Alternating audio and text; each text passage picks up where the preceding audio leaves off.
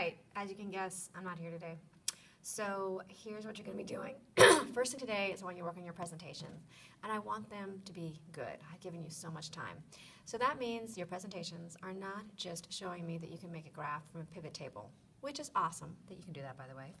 I want you to also analyze it and look for interesting information that you're going to share with us. So make sure as you look at each slide that you check these things.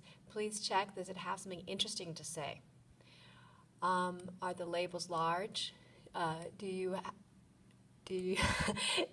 you do any background research for the comparison? Do you have a conclusion? You can read all this. Okay, here's some example of what I'm talking about. This right here is a crappy slide. I mean, it's okay. It shows you've got Excel figured out. But all it says is percent of students with driver's license. There's no result in there. You're making me do the work, and then just this yes, no thing. So if you have slides like this, that is not enough. What your slide instead could be something more like this. Notice, this actually tells me something interesting. Grant High School students drive far less than students across the country. All right, I just learned something. I also have labels that make sense, so I double-clicked in here and put license and none. I should have probably put no. And then I also did a little bit of background research and found that the national average for driver's license in each state is 76%.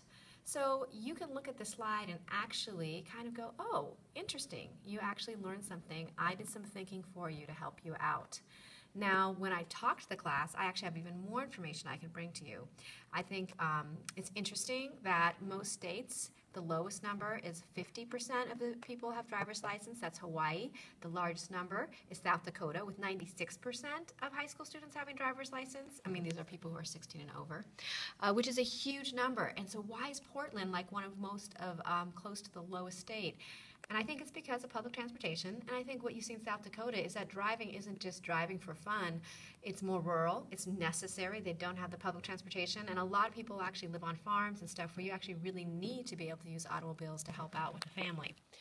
All right.